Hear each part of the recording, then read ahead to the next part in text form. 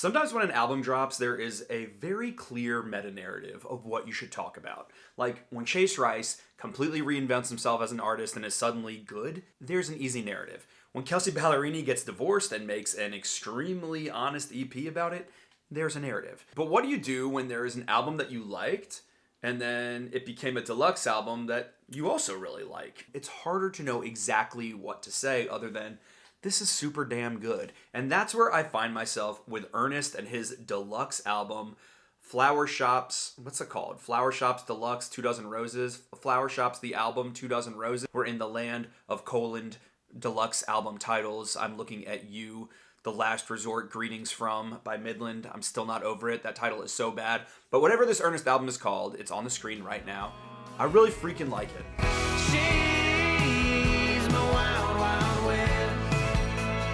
A year ago on the channel, I did a whole video about Ernest that's called something like how Ernest went from SoundCloud rapper to steel-soaked country star, and it was about his evolution from Ernest K, this kind of upstart rapper, to one of the biggest country songwriters in town, writing for everyone from Kane Brown to Florida Georgia Line and Morgan Wallen, to an artist in his own right, and one making way more traditional country music than you might expect. And I feel like that trend just is absolutely magnified on this new deluxe release. Before we get into the nitty-gritty of the Ernest album, let me give a shout out to the sponsor of today's video, which is SeatGeek. Now, SeatGeek is an app that makes buying tickets super simple. And with all the tours going on and summer concert season and festival season upon us, that's great. And it's also great that you can save $20 off your first purchase at SeatGeek with my promo code Grady Smith. All you got to do is get on your phone and click on the SeatGeek app. You can search for a specific event or by category. I see here that Luke Combs has a stadium show coming up here in Nashville, and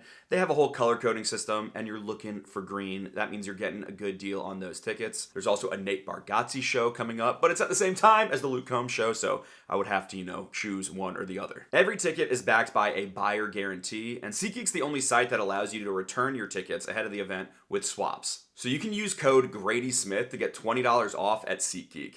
Again, that's $20 off your first purchase with my promo code Grady Smith, and you can download the app with the link in the description down below. Thanks to them for sponsoring the video, and now on with the Ernest review. So he put out Flower Shops, the song and the album, last year. It was 11 songs long, and now we've got 13 songs more to make it 2 Dozen Roses. It's obviously a reference to Shenandoah's 2 Dozen Roses. 2 Dozen Roses.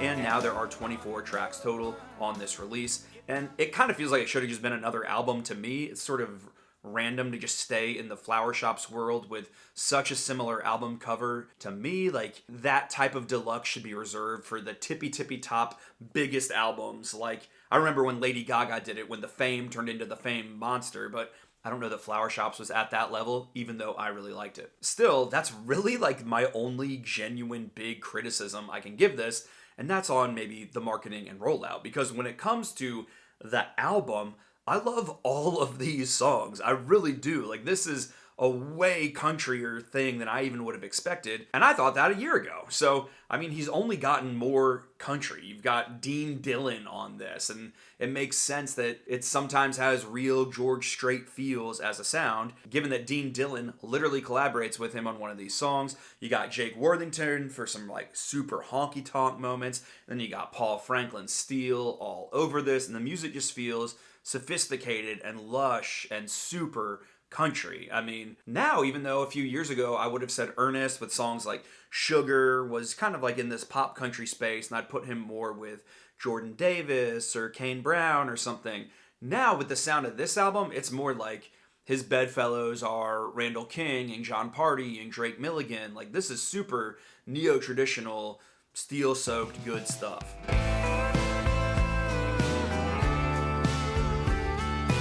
And that continues the narrative that I've been saying for a couple years now, which is that Joey Moy has really kind of wrapped his mind fully around country production. I feel like when Florida Georgia Line started, it was pretty clear, like, okay, this is just Nickelback country version. But this music is super country, and it's a very good version of it. Right from the opener of this deluxe half of the album, This Fire, you get kind of this saloon piano and this vintage feel, the gorgeous steel, and I love the guitar solo in that song. You even got like that waltz beat. I think that song's in 3, maybe it's in 6.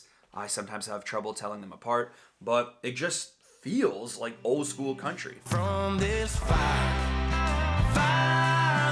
and there's definitely a trajectory on this back half of the record where things start very in love and romantic and woozy on stuff like This Fire. Like, she gets him going, he's burning for her. Even on Wild Wild West, it's like a more open, breezy version of that where she's his Wild Wild West and she makes him feel adventurous. But there's definitely a breakup that happens like halfway through these songs, and by the end of the album, it's kind of a little bit more heartbroken. Not a little bit more, a lot more. Like, Hill is a really beautiful song, almost like a more serious version of Tennessee Queen, where he's envisioning a hill that he would die on, and that's one with a house and a family and his wife, and he's kind of got that dream. That's a hill I could die on. But starting with the songs we used to sing, which I've already reviewed here on the channel, you get the breakup half of this, and for the most part, there's more sad songs here than happy songs. Now those songs we used to sing are just songs that I can't sing anymore. And on the song that follows that, Done at a Bar, is one of my favorite kind of feels and lyrics on the whole album, where he's talking about, you know, this girl's done him wrong, she's fooled him once and fooled him twice, and he's not going to let it get to him, but that's easier said than done at a bar. Like, basically, he is letting it get to him. And he talks about how those are just whiskey words from a smoke ring heart. And so he's over drinking and over smoking and overthinking and just sad. It's easier said than done at a bar. The following song is a sort of funnier version of that. And I think one of the most adventurous and cool songs that I've heard in a while is called Drunk with My Friends. And you might roll your eyes at that title like, how dumb of a bro song is this going to be? But it's kind of about a relationship that is falling apart, and he just wants to get drunk with his friends, and his girl is mad at him for it. And he even sort of does the Charlie Brown teacher voice, where there's the trombone being like, blah, blah, blah, blah, blah, blah, blah, and has an entire argument back and forth for an entire verse with his girlfriend. And yes, it is my fault.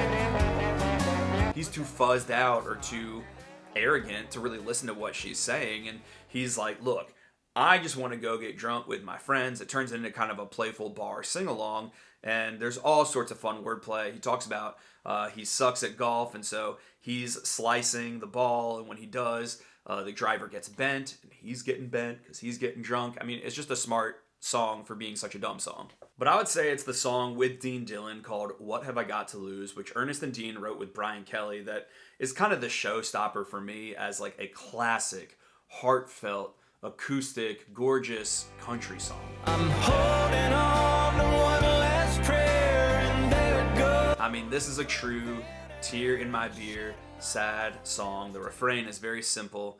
After losing her, what have I got to lose? And this song is honestly super melodramatic, but that's what makes it so pretty.